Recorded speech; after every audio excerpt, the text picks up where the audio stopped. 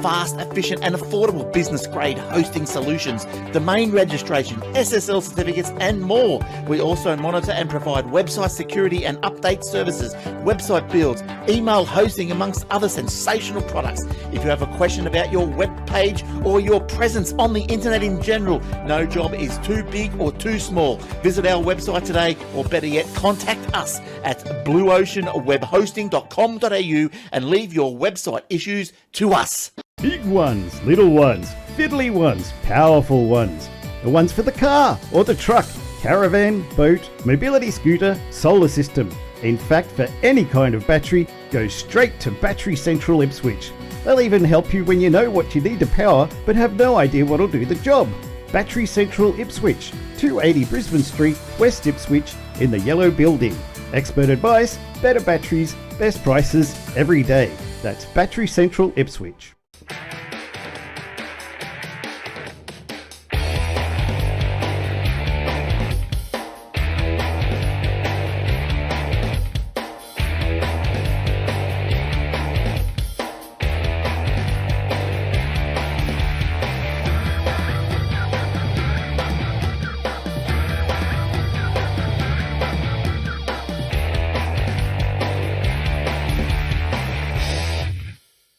Welcome to episode 776 of the Aussie Tech Heads. I'm Jason Oakley and this is Will Topkinson. Hey Will. Hey mate. How's things going with you on Talk Heads? There's one of those behind the scenes that'll never make it to the public. Thank goodness for that. Yeah, not too bad. Same old, so. I got an update for my OBS tonight and I didn't want to do it, but I thought, why not see what happens? Nothing can go wrong, right? I can't imagine one thing that could possibly go wrong. Possibly go wrong. That was the first time something's gone wrong. Yeah. It's, after last month's effort, I'm not surprised. Yeah. Although technically it wasn't OBS that broke last time. No, it was Linux kernel. That's even worse. I mean, that may have been because OBS was using an outdated mode of doing something, but still. Who knows? Anyway, we're here. We're back. We're mad. We're fat. We're bad. I don't know. I know I am. I know I am. What about you? It's nice to see through you today. Yeah, I don't know. So I've got it set to green screen, but apparently bright yellow is also green. Yeah, same thing was happening when I was wearing my Number 5 is Alive t-shirt. Yeah. Had yellow text on it. What's your... Unless you're drinking before your bottle lid disappears too. What colour is that? Green. Oh, that is a green. Okay. Yep. No, that's got an excuse. But yeah, I don't understand why it goes, hey, look, there's a big bright yellow patch right here. That's close to green. Let's just make that disappear too. Even that part on your microphone you were showing me before, which is silver, had trouble showing up. That's chroma for you, baby! Well, the problem is it's not actually Chrome. See, I'm cheating at the moment because I haven't got my green screen set up. I'm using the built-in background blur background chroma from Zoom. Wow, from Zoom. That's it. Yeah. Mental blank. And so it does. I mean, it does a pretty good job. You can see there's we'll do something like that. You can see it bridges. Yeah. So it's not perfect, but it's pretty decent. And your head goes a bit weird when you turn sideways and all twisted. It kind of looks for a general shape of a person and goes, yeah, that's what I'm looking for. And if you throw something obscure into the mix, it kind of goes, well, hang on, that's not a person. I don't really know what I should be doing with that. But cuts off half your face. I don't know. It does pretty well for people who don't have green screens. For $200 a year, it should. Well, yeah. Yes. Well, I mean, okay. I'm in two minds about that. For personal use, that's for business. Yeah, I get it. I don't have a problem with it. Business, fine, no worries. Charge them out there. Tax deduction, fine. But for personal use, that's rude. Especially if it's something that, I mean, I guess if you need it for a work meeting, I guess technically the company would be dialing you. They would be the one paying for the subscription. So I don't know. Yeah. But This is not a company. We don't get paid to do this at all. no. That's what I mean. It's a bit rude. I kind of understand it on the one hand. On the other hand, it's like, it's like the whole WinRail model. Yep. Like there's obviously enough people buying it, whether it's corporations or whatever, for them to continue developing it. Yep. Even though nobody in the history of the product's ever bought it, but obviously there are because they're still around. So, I don't know. But, At least give us an hour, 40 minutes. Yeah, that's, I mean, like if it was an hour, it'd be fine because you'd ring up, you'd get everything organised, get pre-show out of the way. You'd hang up the call, restart the call, do your show. It's done. Yeah. 40 minutes. But even if I know that I've rung my sister on the odd occasion and just randomly been crapping on and looked down and it's been 3 hours. Yeah. So even person to person, just random calls, it's not hard to kill an hour. Yeah. And if we're only doing this once a week, that's even like 50, maybe 50 a week, 50 times we use it. Probably 40 really, because we have 40 in a year. 45, so it's what's that, $10-15 a show.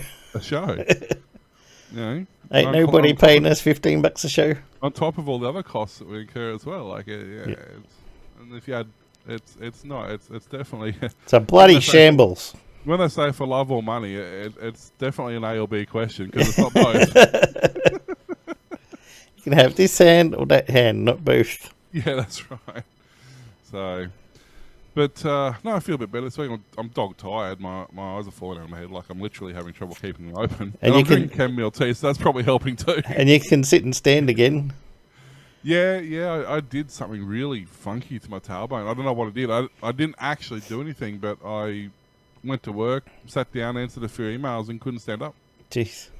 And I finally pushed myself up with my arms on the table and stood up, and I had no strength in my legs for 30 seconds. Wow. And then after I got feeling back in my legs, my tailbone was numb. It was throbbing and aching, and every time I'd walk, it'd hurt. And then I'd sit down and it'd hurt more. So I'd stand up and it'd hurt more. So I'd sit down and it hurt more. But then, 2 days later, it was fine again. So And if you want to get home, someone has to get you on one of the dolly trolleys and wheel you out to the car. That's the weird part. Once I was up and walking, I was okay, but I couldn't stay up for too long because it would start aching. Yep. And I'd sit at the chair at work, and it'd hurt. I'd sit in the chair here, and it'd work. It'd hurt. I'd sit in the lounge, and it'd hurt.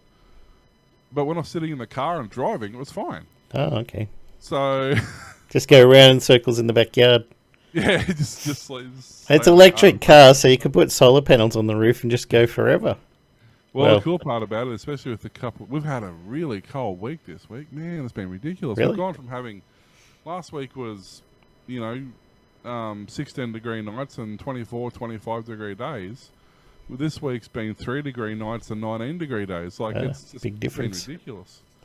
But the neat part is because it is an EV, I have it plugged in, and of a morning when I wait, or when I know just before, half an hour before we leave to take Bub to school and head to work, with my key fob, I just press the heater button, or it's the preset climate control button. And because it's plugged into the power, it turns the climate control on and it just gets the car set to the temperature you want before you... Oh, nice. No driving around in cold cars for you.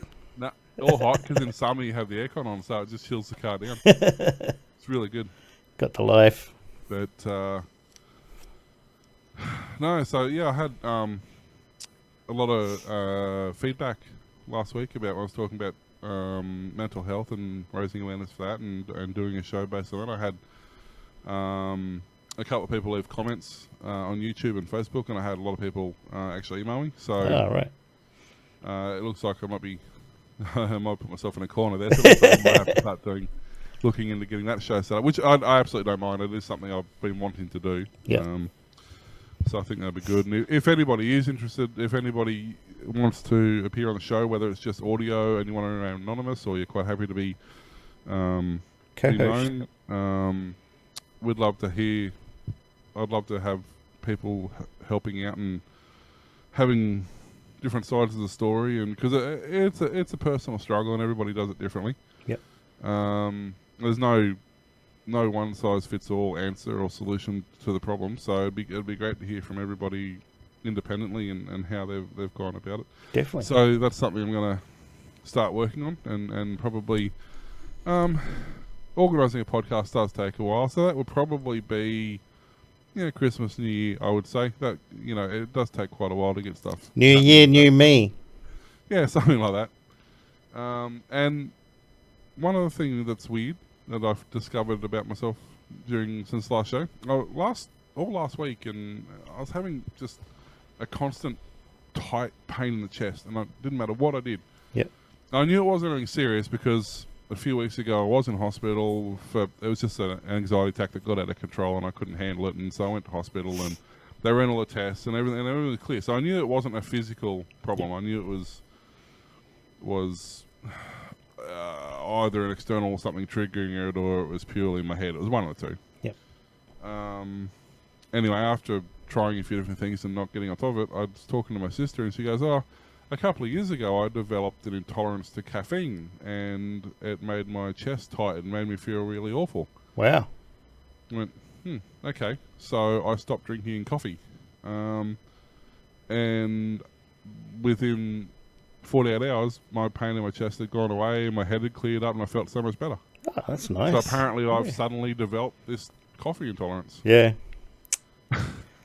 Too much ain't good for you. Is it caffeine altogether, so you have to give up tea and everything? Or No. Tea caffeine is different than coffee caffeine. So it works all right still? So I can't have huge amounts of tea, Yep. but I can have a couple of cups of tea, and it's fine. I do. Like, I'm drinking chamomile now. I have black tea during the day and whatever, and it's fine as long as I don't drink copious amounts of it. Yep. But so that was interesting. So that was a lot of my mental problems were actually a side effect of caffeine. Yeah. And not in the way you would imagine. No.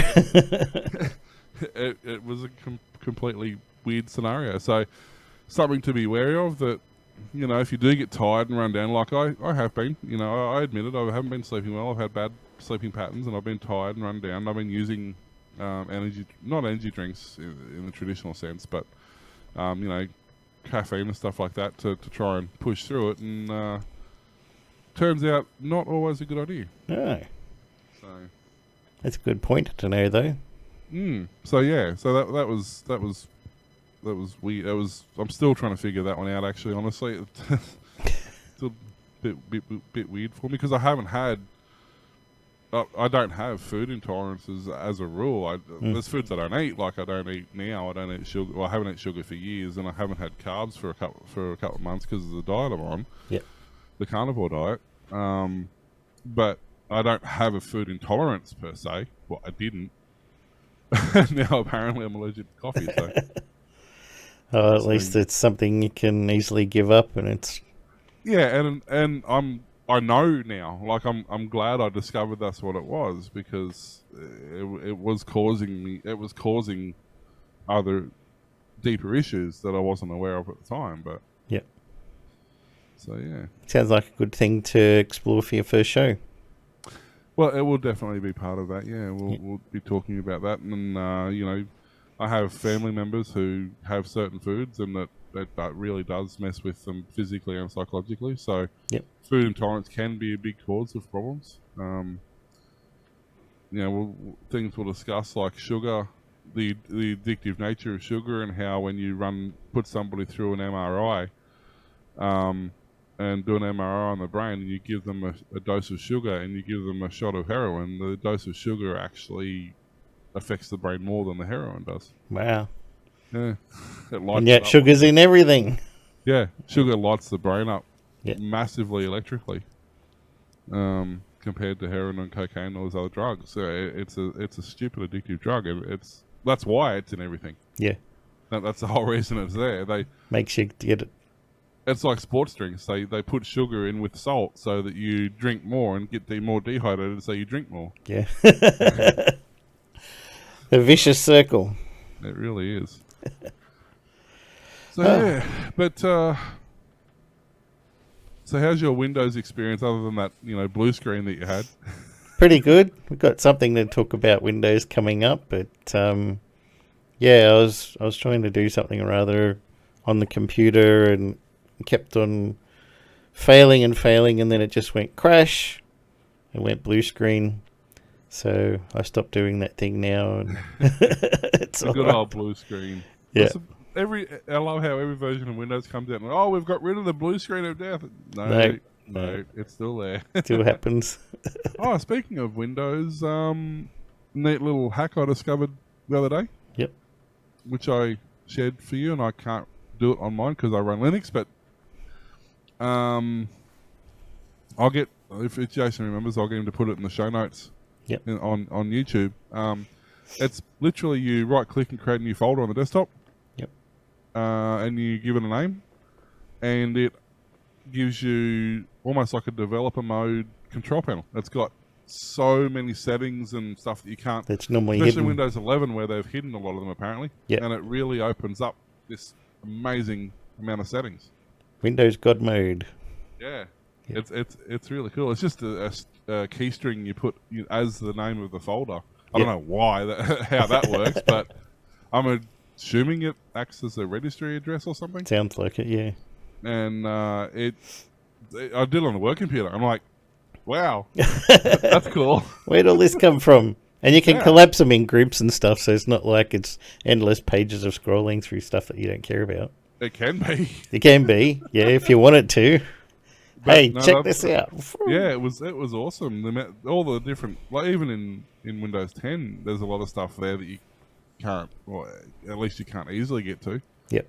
But the guy I was reading, who was telling me about it, he was saying in Windows 11, so much of the stuff is locked down, and this is a really good way to get access to stuff that they don't want you to have access to. Nice. So. I ended up installing a audio manager software called FX Sound. Lets you set up I love that program. equalizers you want, and stereo widening, and extra bass and treble and whatever you want. Because I was listening to music through Spotify. I'm like, I don't think this is as good as it should be. I've got surround sound headset on and everything, or even just my external speakers, which can do surround sound with the subwoofer under the table. And I was like, Googling around, like, what can I use? And one of the websites said, try this thing called FX. And man, it does a really good job, and it's free. And they just had a bunch of, there's a bunch of new presets that you can download, and he's got a sound engineer that actually creates the preset, so it's not just like something this guy has whipped up who doesn't know anything about audio. He's actually got a friend who's a sound engineer and creates them for classical music or movies or gaming or rock and roll music or whatever you want to listen to, and it's all pre-programmed and easily downloadable. Yeah, it's I used to use that one, and there's another one I'm just trying to find, and I just can't at the moment. But there's another one like that. Yeah, the I don't understand. Windows has so much things it can do. Yep. But very few things it does do. Like, why are these? Why this is a third-party program? Well, why it's isn't one of Windows just able to do this stuff? One of the pages I looked at said you can enable a couple of things. Some speaker drivers have got it. Yeah. But they said if you got Realtek chip, just run the Realtek program, and I did the Realtek program that is one of the drivers that I download for this computer because I've got Realtek, and I ran it, and it sat there for 10 minutes, and eventually said cannot connect to RCS, and that was it. You're not able to run the program on here, so I was like, well, I need something else, and that's where I came across this FX Sound thing. Yeah, because Hasty Audio Manager is one of the bigger ones. Yeah. There's a few. There's Boom 3D. There's Equalizer API. Easy for you to say. Equalizer Pro, FX Sound, Viper for Windows, and Realtek HD Audio Manager. And the one I'm trying to think of, it was like Spaghetti or something. It was a really weird name. It was. So there used to be a program I think it's called Cable Manager Pro Yep. or something like that. And it used to literally let you take Virtual cables and connect them. Well, virtual cable was another one, and it would literally let you take, say you're watching a YouTube video here, and you wanted that to go to the right speaker, and you're watching a podcast here, and that can go to the left speaker, and then your microphone can go to this pre-sampler before it goes to, like, you would literally run this virtual cable. Yeah, there's a couple of different ones. Virtual cable, the problem is it got quite expensive. But yeah, they'd literally let you run these where you wanted them and how you wanted them. So in a setup where you're doing a podcast, back when I used to have 2 or 3 guests, back when Skype was funky and you could only have one person per Skype, I had my own version of a Skypezilla, and I used to have USB sound cards on those. All right. So that I could run digital inputs into the back of my computer, and then I had a USB. I had like a hub with about 4 USB or 5, no, 6, I think, USB sound cards in it. So each computer I fed into it had their own sound card. Plus, I would feed my own audio out of my own computer and back in. I could send each audio, so when they spoke, they didn't get their own audio back, and like it was a digital version of a analog mixer. Yep. It was really cool, actually. I used to like doing that, but so what happened to this super high tech technology that you used to have? Yeah, if you go back and look at the Talkback Tech and Android shows, I used to run it in that. You don't have it now, though. What happened? We don't need it now because they do it by default. The only thing I wish that the only one advantage I had back then doing it on separate, each person who rung in would have their own separate computer. I literally had 2 or 3 computers behind me, and each one had its own monitor and its own system that was also going into a capture card. Yep. You're like Leo Laporte, man. Yeah. The only advantage I had, the one thing I loved, was each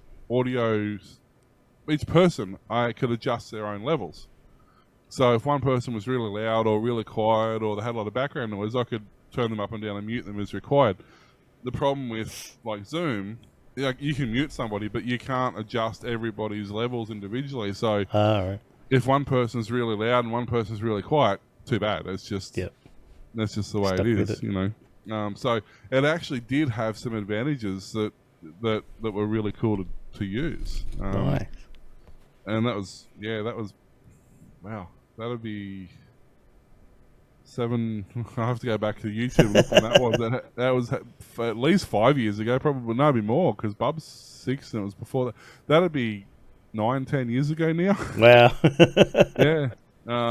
You go back and look on Talkback Tech, and they're all behind me, and they're still having the square. I still had the square aspect. They were still running. I think a couple of them were still running on CRTs back then. Wow. Ye oldie stuff. Speaking of old stuff, you know, remember Power Toys? Yeah. Still around. Still going. Still going. I was it's still doing all sorts of funky things, and yeah, it's still kicking. I saw a video on that today. Somebody was talking about the newest version. Yeah. And one more thing quickly before we move on. I know I've discovered a whole heap of stuff this week. He's very excited. Just usability tools. Yep. Another one I've come across that is super handy is called Easy Auto Refresh. It's a Chrome. There is a Firefox plugin as well. This particular one's a Chrome plugin. So we use Zero at work, and Zero after 15 minutes of inactivity will log you out. Yep. Now, because it uses 2FA, and you only have one option for 2FA, so it has to go to either my phone or Son's phone, and when one's at home and one's at work, it's very difficult to get the details to log back in for authentication, because Zero's stupid and don't allow you to have 2 different ways of logging into the program. Yep. So with this, what I've discovered is I literally have the Zero dashboard page. I've right-clicked it onto a tab, and I've pinned that tab to the dock on Chrome, and I use this easy auto refresh plugin. Yep. And I set it to 10 minutes, and every 10 minutes it just sits there and refreshes that page. That page sits in its own browser window down on the start bar, so I don't accidentally click on it and close it. And it just sits there and auto refreshes that page, and because it refreshes it every 10 minutes, Xero doesn't ask me to log in anymore. That's cool. So yeah, so it just sits there and does its thing, and I don't have to worry about it. And when I was working in Sydney, we had Office Web for email, Outlook Web, and after about 15 minutes, it would log you out. So I found a programming thing called Auto It, and you could do a simple scripting program. And since I had many tabs open, I just wanted that one. You could get this to look at the title of the tab, and if it had the word Outlook on it, and then I set it so every 15 minutes it would just refresh that tab to keep me logged in. Yep. And I wrote that in AutoIt, but for my main job now, I have like 6 tabs that I need to auto refresh, not to stop me from logging out, just because new information comes through on them, and if you don't refresh it, you don't see the latest stuff. So I have something like what you've got there, and it just goes through and refreshes all those tabs 10 minutes, and this one's 20 minutes, and that one's half an hour, and it's fantastic software. It's really handy. I've actually discovered other uses for it that I hadn't sort of thought about until I started using it for the other stuff as well. Same sort of thing. One of the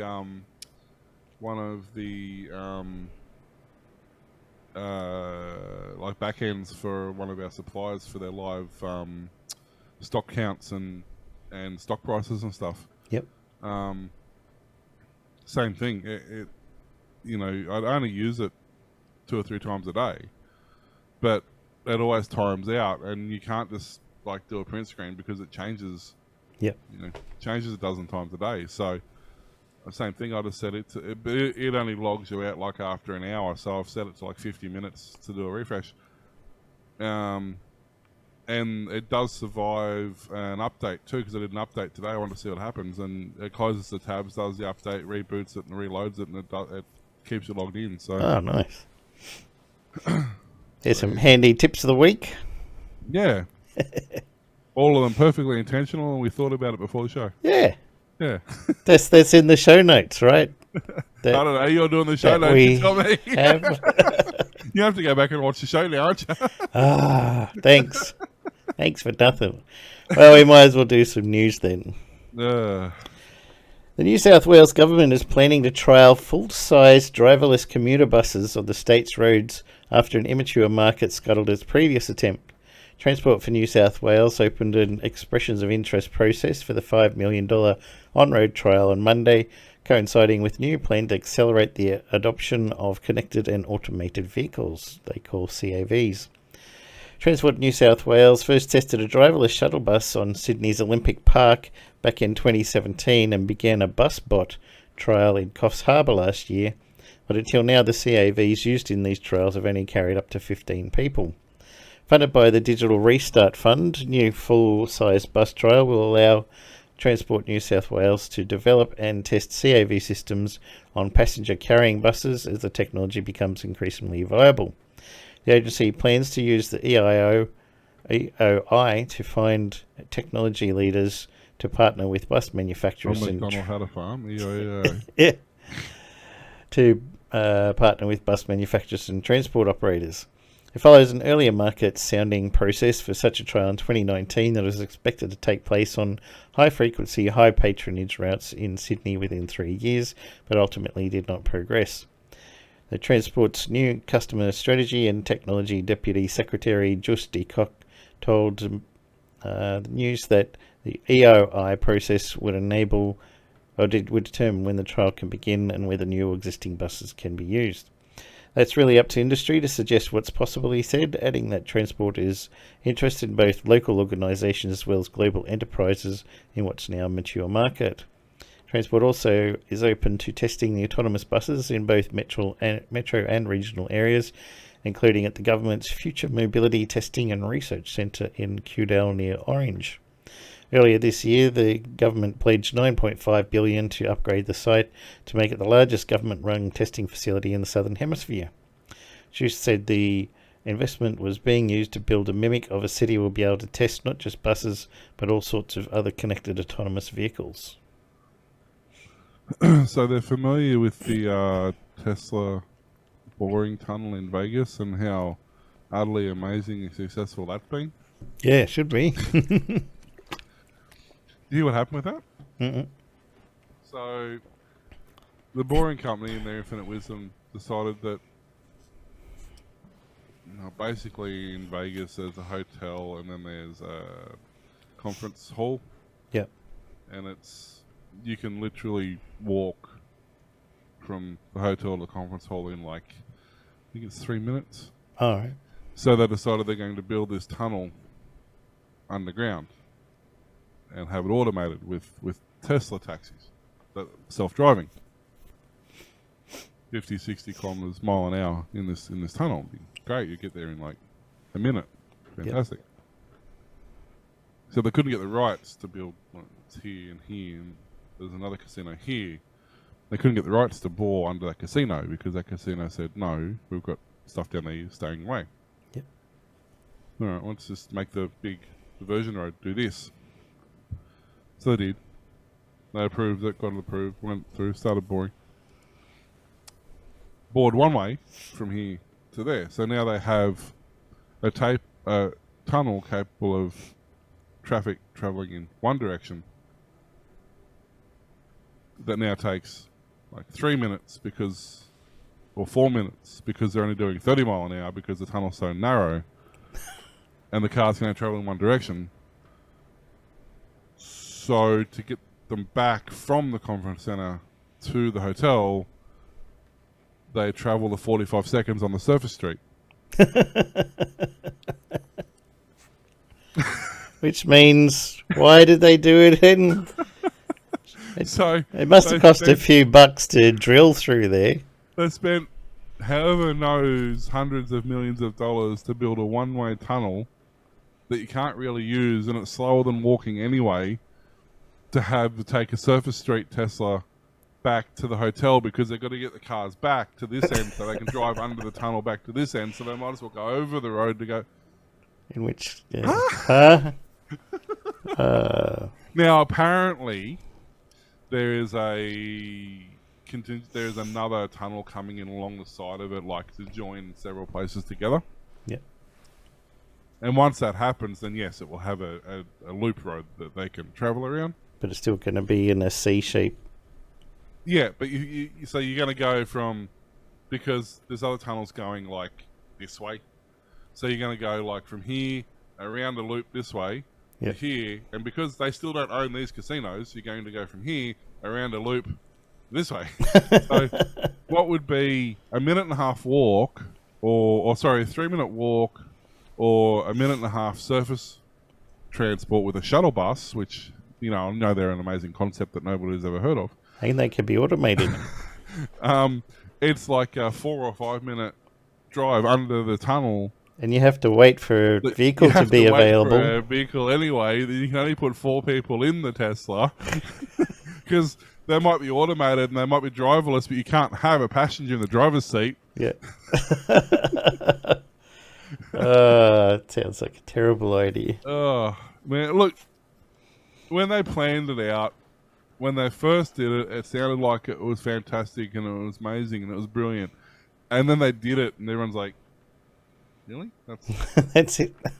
That's what you've decided is the most efficient use of your time and money?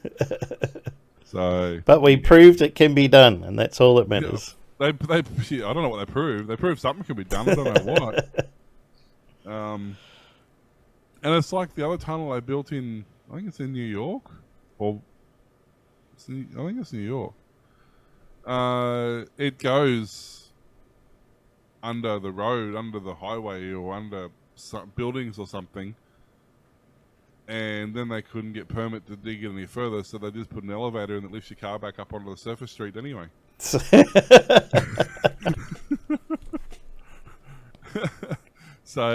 the boring company's having a bad run. Oh, jeez. Poor Elon. I've never been an Elon Musk fanboy. Look, he does some amazing stuff. But for every one amazing product he pulls off, he does some pretty dodgy shit in between. He just sold off, wasn't it, millions of shares in Tesla. And Twitter's still trying to get him to buy them. Said, you said you're going to do it. You got to do it. Yeah, they got to pull their finger out a bit first. Yeah. I kind of understand why he doesn't want to do it, because it's not even remotely close to the product that they originally offered him for sale. He's like, well, you offered me one thing, and like it's like you offered me, one set of technologies, and you're delivering something else. It's what am I? What am I supposed to do with that? I don't want it. Like, oh, but we all geared up to sell it to you. And it's like, well, fix your shit, dude. Yeah. I'll buy it, but it's got to do something. It can't do nothing. I'm not buying nothing. I already own nothing. Yeah. And I don't have to pay for it. That's right. Same here. Yeah, exactly. Although I tend to pay for my nothing quite regularly. Dear. Speaking of the future and all that it's cracked up to be, Metaverse. Because we know how, that's working out so well. Yeah. Mark Cuban is billionaire, Dallas Mavericks owner, and he loves crypto. I've read about him on several crypto stories before. He buys, sells, uses it, promotes it. He's not sold on the Metaverse. The worst part is people are buying real estate in these places. And it's just the dumbest shit ever, he says. Cuban's comments come into hype surrounding the Metaverse, a term that loosely describes an emerging visual world where people can hang out, play, and shop. It seems to be cooling off. Last November, wow, really? Facebook changed its name to Meta, spurring a flurry of excitement about the potential of the Metaverse, which fueled a land grab for digital plots and so-called Metaverse platforms created by the likes of Sandbox and Decentralized. These platforms enable investors to buy land as an NFT, which can be developed with virtual buildings or experiences or resold on secondary markets like NFT exchange. Hey? SimCity. Yeah. Companies like Warner Music Group, Atari, Samsung, Adidas, or Adidas, if you're one of those people, they've all bought digital land, a move that Cuban, based in his latest comments, appears unlikely to follow. Cuban also isn't buying the central claim of Metaverse land speculators that scarcity will make these digital price plots valuable. It's not even as good as a URL or an ENS, which is an Ethereum naming service, because there's unlimited volumes that you can create, he said. Despite being an investor in Yuga Labs, the owner of the popular NFT collection Bored Ape Yacht Club and CryptoPunks, Cuban said he was not a fan of the company's land sale, which raised about $317 million for its Metaverse platform in April. I still thought it was dumb to do real estate. That was great money for them, but it wasn't based off a utility. What was smart about Yuga land sale, Cuban said, was it was based on established communities, namely the owners and supporters of Yuga's popular Bored Ape Yacht Club and CryptoPunks NFTs. But he said his views of digital land and less important than creating a sort of exclusivity for outside or for other side through gated access. Sales for Metaverse land have been falling since last November. At their peak on November 21st in 2021, the volume of land sales across some of the biggest Metaverse platforms like the Sandbox, Decentralized and Voxels was more than 60 million. As of August 6th, the volume of sales among the top 5 Metaverse platforms was just over 150,000, which tracks, according to WeMet, which tracks digital land sales.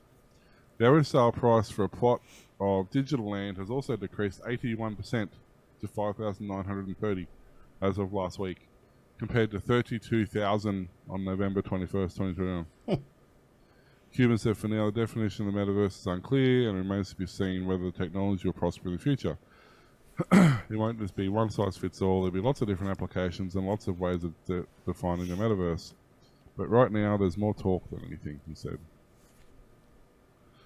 Isn't part of the problem Facebook is making a metaverse, Nvidia's making a metaverse, other companies, but they're all separate metaverses that are not going to link in any way. So which one do you go for? Second Life. Second Life. It's been out for years. Second Life has been out since got to be at least 2000, if not before. Yep. I mean, and it's everything they're talking about there. Like people were like full-on businesses. I remember one of the companies I was working for at the time. We had a metaverse business, not metaverse, a Second Life business. We operated in Second Life the same as we did in reality. I used to DJ at Second Life clubs. Yeah, you know, like we had clients who would come in and they'd schedule bookings, and we'd chat to them and diagnose problems remotely. Like we had some customers who were a fair way away, but we would literally go into Second Life and have conversations and discuss solutions. And yeah, it was. And this is going back to 2000. So, you know, when dial-up was still quite popular, and I mean, we were lucky. I think we had 2 megabit cable. Yep. Like, then that was amazing at the time, you know. Like, so, yeah. It's kind of a case of history repeating, I think. Yeah. But, I mean, look at Second Life. It's still going. And I mean, realistically, all this technology they're developing for whoever's metaverse platform you choose to go with has got to have some sort of follow-on effect, surely. Yeah, you think so? I mean, you were telling me about a lady who started a legit Second Life real estate business. Yeah, yep. She's got robots that scan through land and find anything that's been abandoned or people don't want it and buy it up. And I think she owns like 75% of Second Life real estate or something, and employs 10, 12 people to sit there negotiating, buying and selling virtual land, and she makes millions from it. Yeah, it's nuts, isn't it? But, I mean, if people pay for it, I guess. I mean, this is the thing. Like, Second Life's now a very well-established platform. Like, people are fully aware of it, and it's... Yeah, it's had lots of upgrades and got to more realistic-looking avatars and stuff, whereas before they were sort of cartoony. So, I mean, it kind of has some sort of foundation, and I get that it might be feasible, but... I'm struggling with metaverse. I mean... At the same time, is it worth spending a couple of $1,000 on real estate? I mean, look at the people who got into Bitcoin early and went, "Oh, I'll just throw $500 at it." I mean, what's you know? Got thousands of coins, and then suddenly it's either going to work or it's not, isn't it? I guess. Yeah. One way to find out. Yes, anybody out there has or wants to buy either Second Life or Metaverse land, let us know, because I'm kind of curious to know how the direction is sort of, or how the platform's affecting the direction that travels, you know. As I said, years and years and years ago, we had land. We had a physical premises or I guess a virtual premises in Second Life. Yeah, big businesses could buy their own Second Life server that hosts all their own stuff. We co-shared a server with a couple of other businesses in the area. Yep. And so we had at the time I was in the computer store. We had that. We had two travel agents. Yep. Who did a surprising amount of work through Second Life. Wow. Yeah, they had a lot of clients. We had, can't remember the other one, but then we also had Melbourne University. Had a massive Second Life presence. Wow. A combination of students and it was actually a lot of off-site students. And they would host, even back then, they would host virtual seminars. So if the teachers would have a webcam in their classroom, and they'd project it into Second Life, and you could rock up and sit down and you could watch it on the screen in Second Life. Do your training. You know, which makes sense because back then they didn't have like Zoom. So yeah, if you were a peer that wanted to view that, you were bandwidth sharing. Yep.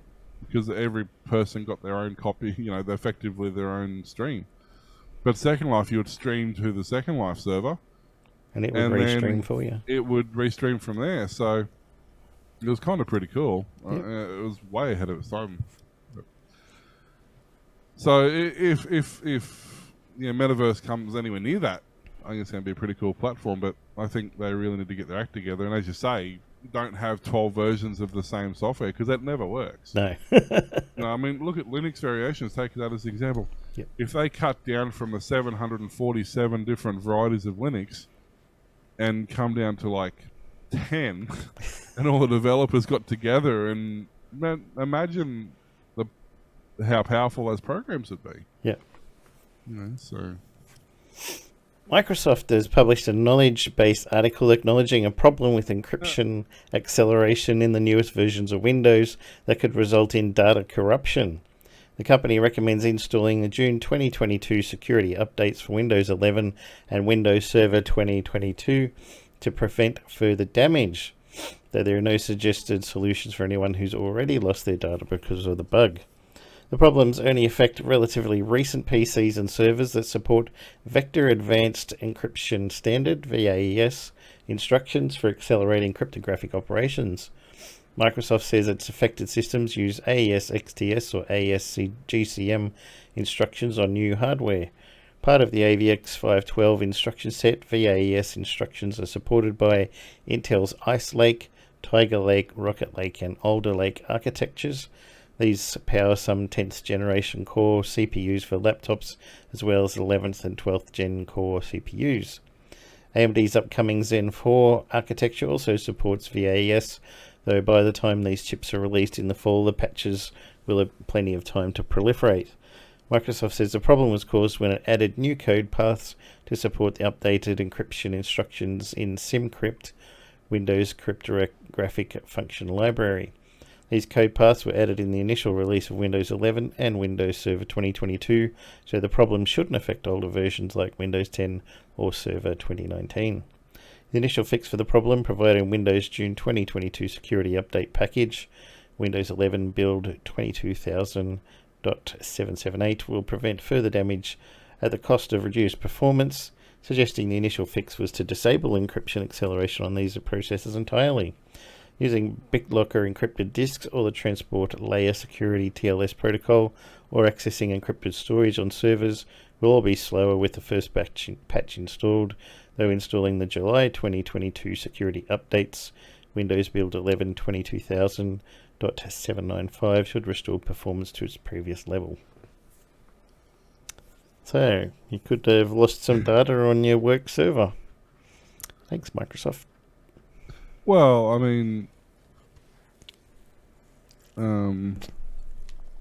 seriously, I just did the same thing I did the other. And stop doing that. I managed to close the stupid tab that I was about to read because I went to click on the tab to select the tab, and I clicked the X that's right next to the. Dear. No, what's the bet I can't find it now because. Open tab history. Well, I'm looking there, so you think it would be there, but no. Screw you, man. No, there it is. Found it. So on the subject of Windows and how secure it is. Oh wait, no, the opposite of that. Cyber criminals are exploiting security vulnerabilities in Microsoft Office, which have been known about for years, to infect PCs with malware and attacks, which demonetize or demonstrate, perhaps, the importance of applying cybersecurity updates. A detail by security researchers at Fort. Why can't it? It's like I keep seeing Fortnite. It's not Fortnite. Fortinet. Cyber criminals are taking advantage of the unpatched security flaws to deliver smoke loader, a form of malware which is installed on Windows machines with the intention of using it to deliver additional malware, including TrickBot and various backdoors and Trojan malwares. Both vulnerabilities are almost 5 years old, but the fact they're being used to distribute smoke loader demonstrates they're still effective. The first is a 2017 vulnerability, Microsoft Office, which first emerged in 2017, ironically, which shows attackers how to download, which allows attackers to download and execute PowerShell scripts on compromised networks, providing them with the ability to gain additional access to systems. The second is also a 2017 stack buffer overflow vulnerability in Microsoft Office, which enables remote code execution. Security patches for both vulnerabilities have been available since they were publicly disclosed 5 years ago. Like many other malware campaigns, cybercriminals use phishing emails to coerce victims into falling for the attack. In this case, researchers detail how they're asking for the recipient to review a purchase order and shipping terms in order to confirm if they're correct. The email attempts to look legit as possible, including full signatures with related contact details. To see what's supposedly a purchase order, the user is asked to open a Microsoft Office document which has protections in place. The user is asked to enable editing in order to see it, and this allows a malicious document to execute the code required to exploit vulnerabilities, infecting the victim's device with malware. While these were discovered in 2017, they're still being actively exploited in this and other malware campaigns, said James Slaughter, Senior Threat Intelligence Engineer at Fortnite. Take that. What a name, James Slaughter. He is a Senior Threat Intelligence Engineer. I completely agree with that. I'd be threatened. This demonstrates that malware authors still achieve their aims by relying on aging vulnerabilities often several years after coming to light and banking on affected solutions for not being fixed. Unpatched security vulnerabilities remain one of the most common attack vectors for cyber criminals. So, smoke loader is used to deliver TrickBot. TrickBot is commonly used to deliver ransomware and other malicious cyber threats, which could be extremely disruptive. Ah. Best way to avoid falling victim to smoke loader and other campaigns is to ensure security patches are applied, especially in this case, the fix has been available for years. Patch your stuff, peeps. Yeah. Don't use Microsoft Office, maybe? Yeah. Use OpenOffice or LibreOffice Google or Docs. any number of other Google Docs. You know, just don't use Office. And don't pay a subscription monthly. The only thing I still use Office for, and I think it's 2017, still I use, but it's Publisher. Yep. Because there's several programs that almost do what Publisher does, but there's still just a couple of things that Publisher, even 2017 version of Publisher, still does better. All right.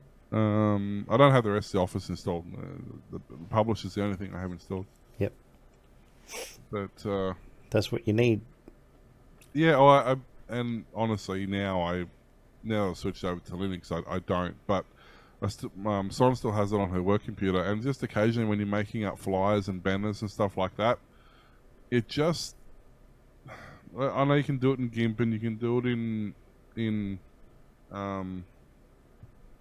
Inked and a few other programs, but there's just something about, I will say they got Publisher right. There's something about the way Publisher works that's really, really, really simple, but it's actually very powerful. Yep. It's one of the few programs they developed that actually did what it did very, very well. Yep. Didn't get too bloated. Works was another one.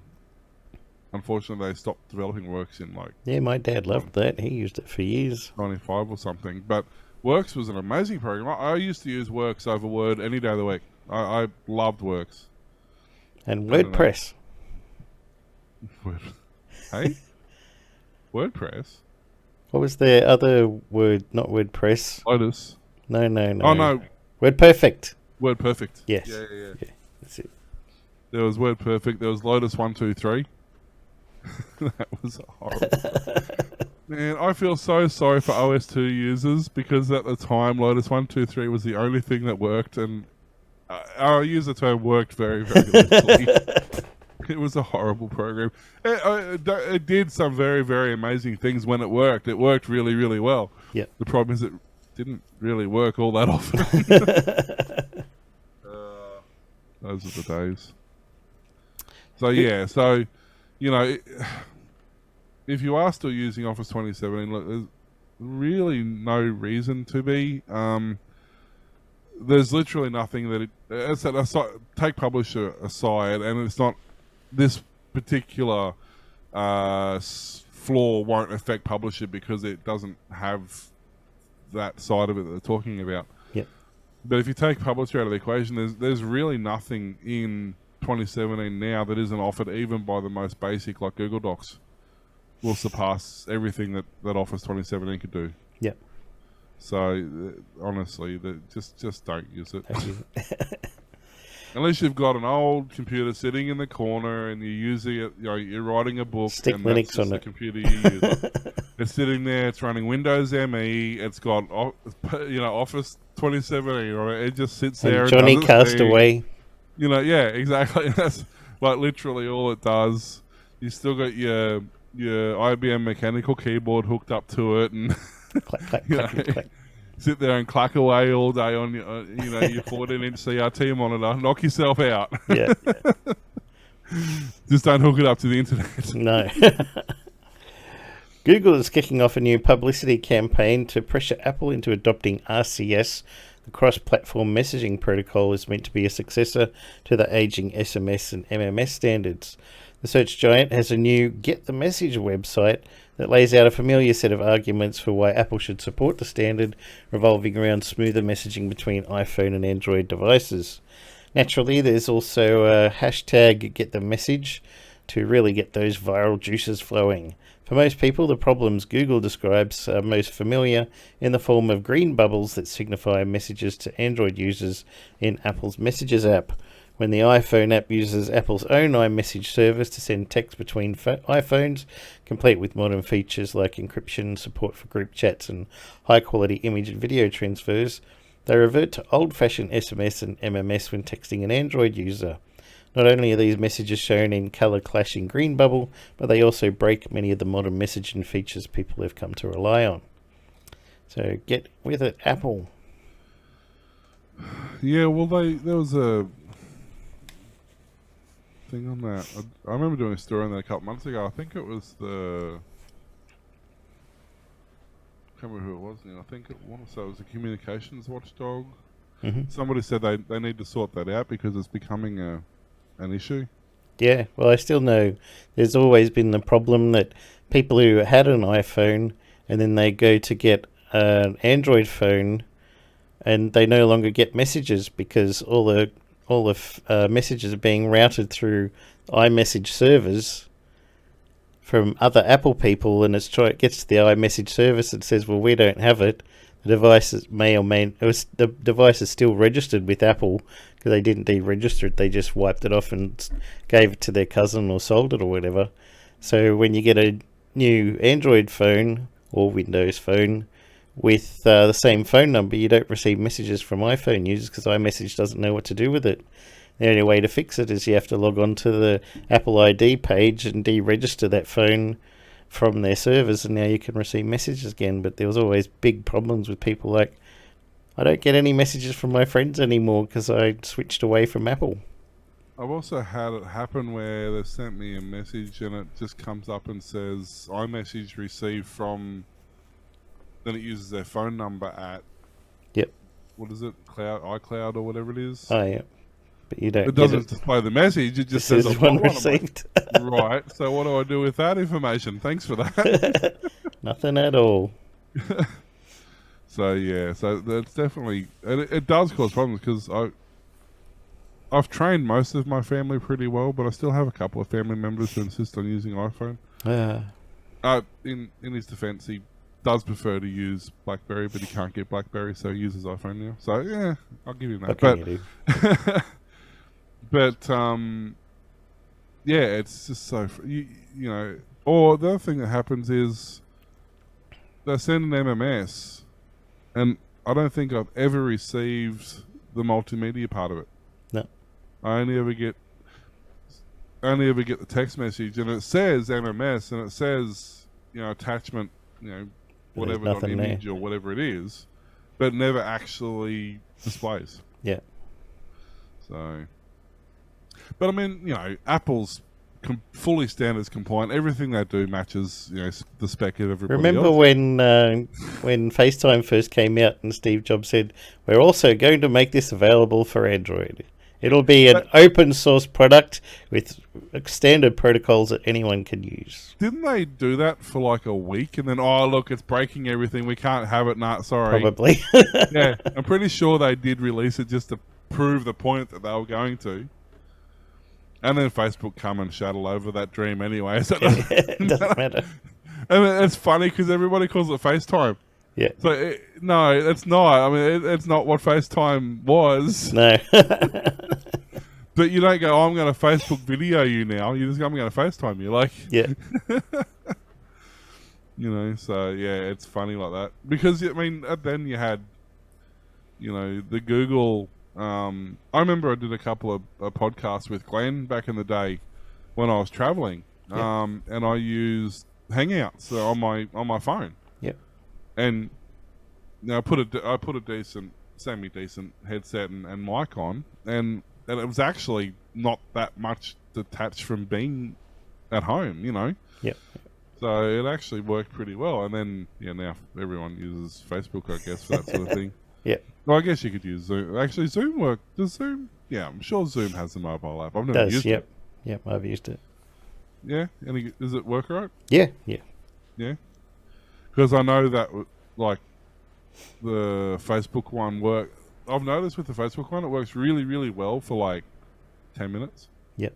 And then it starts getting really choppy and jittery, and I don't know if that's a limitation of the phone or just bad programming like everything else Facebook does. Bloated programming. But Facebook, they know what they're doing, right? Yeah. Somebody does. So this is something that's interesting. A Michigan man built a fiber to the home internet provider because he couldn't get good broadband service from AT&T or Comcast. Now he's expanding with the help of a $2.6 million government grant.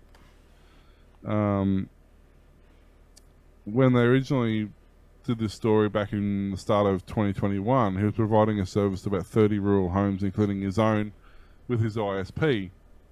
Washington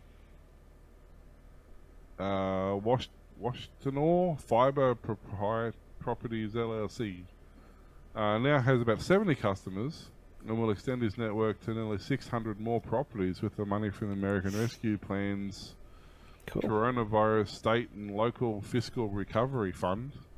It's a mouthful. It's obviously American because, you know, we don't have anything to do with that. No.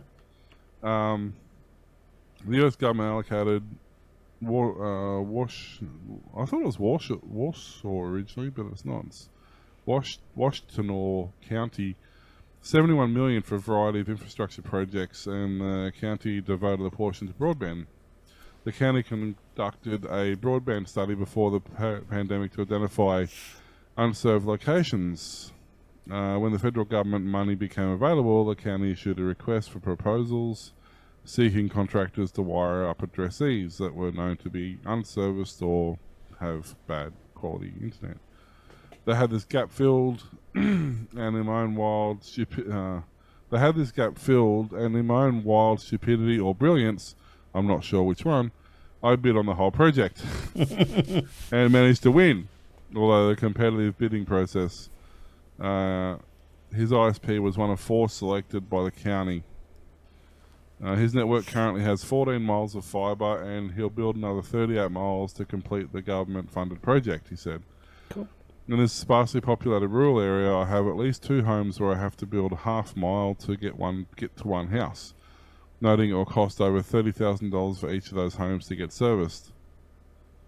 The contract between him and the county was signed in May 2022 and requires him to extend his network to an estimated 417 addresses in Freedom, Lima, Lodi, and Skio. I've murdered all those names, and I'm sorry. He lives in Skio, which is next to Ann Arbor. Although the contract just requires service to those locations, he explained his new fibre routes would pass 596 potential customers. I'm building past some addresses that are covered by other programs, but I'll very likely be the first mover in building in those areas. Under the contract terms, he'll provide 100 meg symmetrical internet with unlimited data for $55 a month and 1 gigabit with unlimited data for $79 a month. His installation fees are typically $199. Unlike many large ISPs, he provides simple bills that contain single line items for internet service and no extra fees. Wow, what a change. He also committed to participate in the Federal Communications Commission's Affordable Connectivity Program. I don't know if they need shorter names or more punctuation. Both. Which provides subsidies of $30 a month for households that meet income eligibility requirements, which means that 1 gigabit of unlimited data is like $49 a month. The contract requires all project expenses to be incurred by the end of 2024 and the project to be completed by the end of 26. But he aims for a much quicker timeline, telling us the goal is to build about half of it by the end of this year and the other half by the end of next year. Nice. The exact funding amount, of course it is, the exact funding amount is $2,618,958.03. There you go. Because government, that's why. That's why. Bureaucracy. Comcast wanted $50,000. AT&T offers just 1.5 megabit. Operating an ISP isn't his primary job, as he's still network architect at Akamai. He started planning to build his own ISP network about 5 years ago after being unable to get modern service from any of the major ISPs. Yeah, he was using a 50 meg fixed wireless service before switching over to his own fiber network. In addition to his home internet customers, he also provides free 250 megabit service to a church that was previously having trouble with its Comcast service. And he also provides fiber backhaul to a couple of cell towers for major mobile carrier. Wow. Well, that'd be paying for most of his fees. You'd think so, yeah. He's already hooked up some of his homes. His first home was connected in June, touting historic broadband infrastructure investment to create a path for every household to access high-speed broadband internet. The county said it's investing $15 million in broadband projects by combining the federal funds with money from the county's general fund. Between the 4 ISPs selected, over 3,000 county households will be connected as a result of the investment. So yeah, it goes on to talk about obviously how his equipment costs, as he gets bigger, his equipment costs are going up, and Yep. plus in general they're just going up. He's saying that one of his routers he used to use was $4,000 and it's now $20,000. Wow. So yeah, But good on him anyway. yeah. So it's he's even got a backup generator. He was saying that he lost power for about 24 hours, and so he ran a generator just to power his server racks and everything. He wasn't powering his house. Yep. Generator wasn't big enough. It was either run his house or run the server rack, so he couldn't disappoint his customers, so he ran his server racks. Wow. Have to go get another one. Yeah, so it just goes to show you, if you're smarter than me and know more about back-end stuff, you can start your own internet, apparently. Nice. Good on him too. So I have heard of people doing small local, like using micro. Wow, it's not past my bedtime, I promise. Using small micro mesh networks, Yep. which is RF transmission over short distance. It's basically, I don't know if you've ever seen, they kind of look like a satellite dish, but they're just a mesh, like grill style. Yep. And that transmits and receives. You know, you have a mesh network, so you have 8 or 10 of these within range of each other, and they become each other's fallback, and data gets Repeaters and shared stuff. between these transmitters, and everybody has their own little black box that sends and receives data. And so I've seen little setups like that, but for someone to actually start their own ISP, and not only to start their ISP, but to have market share of the community and to be forcing out the big guys, Yep. and to have the backhaul for the local telcos, Mad skill. he's onto something there, that's for sure. Yep. Thanks for listening to the Aussie Tech Heads show. We can be found at Facebook, Twitter, and YouTube. Email us, willorwarlock@aussietechheads.com.au, and we'll see you next time. Bye. Bye.